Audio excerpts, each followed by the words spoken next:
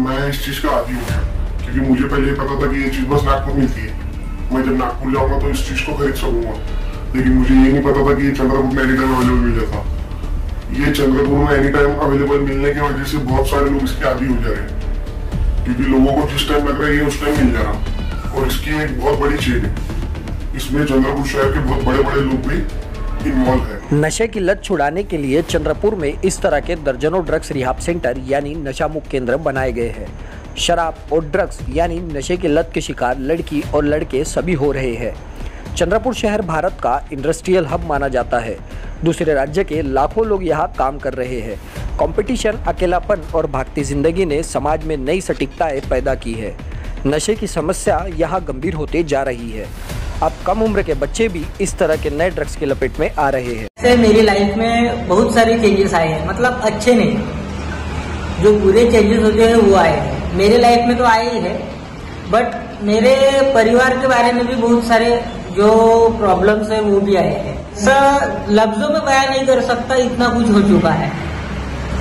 दूसरी बात, मैंने गांजा गांजा गांजा करके मैं बोर हो चुका था। वो नशा से मैं कुछ थोड़ा बेटर फील नशा करने के लिए मैंने ड्रग्स, एमडी ड्रग्स ट्राई किया तो मुझे ऐसा लगा कि वो नशे से कि मेरे जैसा कोई नहीं है, मेरे आगे दुनिया झुक सकती है।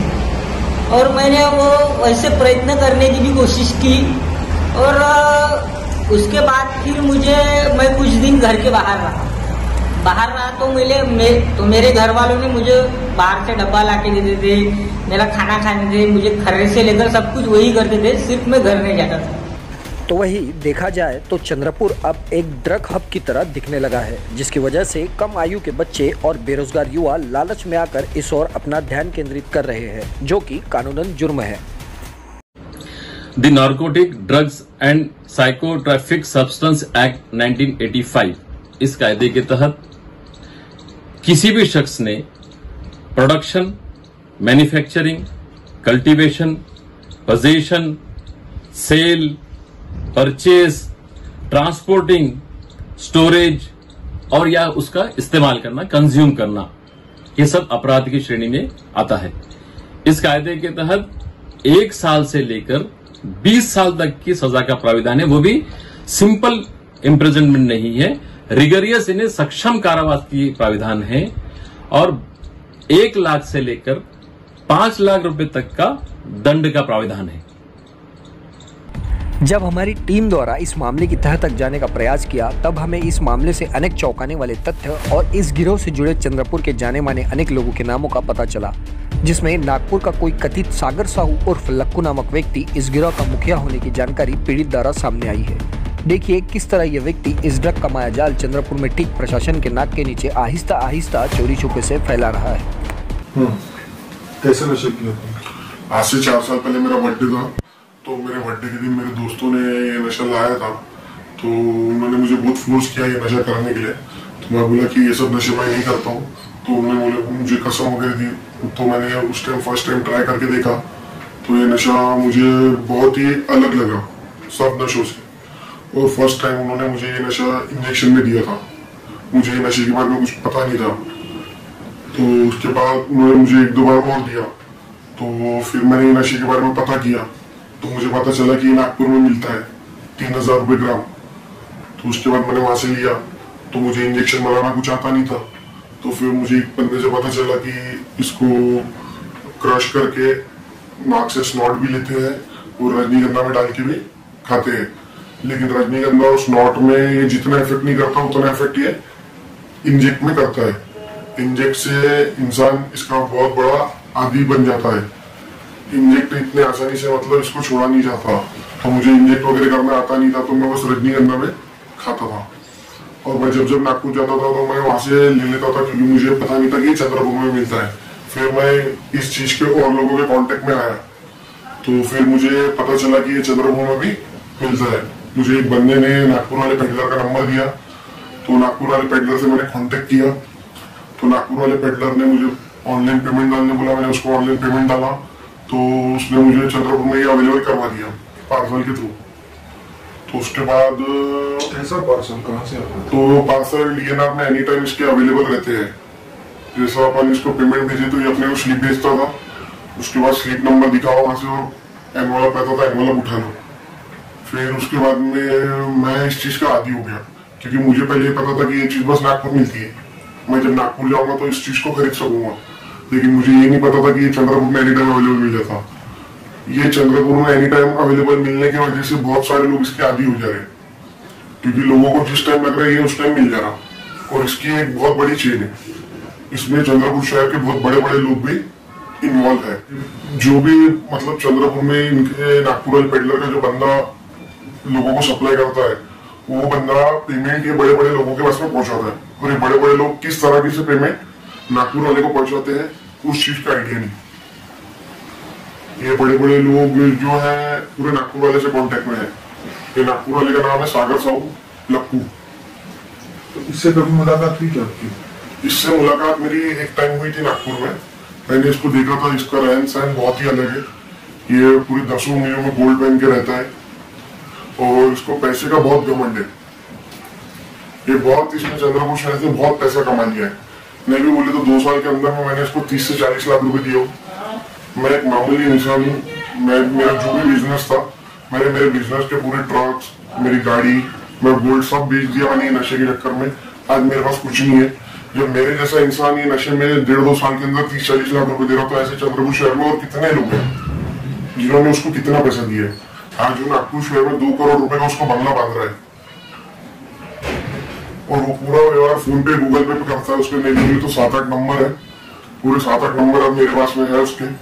और वो सभी लोगों से गूगल पे ट्रांजेक्शन करवाता है, पूरा ट्रांजेक्शन ऑनलाइन होता है। तो चंद्रपुर से नागपुर से लेकर चंद्रपुर तक कैसे अपनी चेन चलाते हैं और कैसे ड्रग्स को? पहले स्टार्टिंग में जब इसको तकलीफ नहीं होती थी तो इसके पास से डीएनआर में एनी टाइम अवेलेबल रहते थे। ये सब लोगों को पेमेंट डालने बोलता था और एक स्लिप भेजता था, जो स्लिप डीएनआर में दिखा के एनी टाइम अवेलेबल रहता था। फिर डीएनआर में कुछ इश्यू होने की वजह से इसने बागडी ट्रैवल्स प्रोवाइड किया, लेकिन बागडी ट्रैवल्स में भी बागडी ट्रैवल्स के उन्होंने 1-2 बार 1-2 लोगों को पकड़ लिए, तो उसकी वजह से इसने वो भी बंद कर दिया। उसके बाद इसने चंद्रपुर शहर में लड़के खड़े किया, चंद्रपुर शहर के कुछ लोकल लड़के जिनको ये कुछ पैसे देता था पैकेट्स के पीछे, तो वो लड़के बेचना शुरू कर दिया।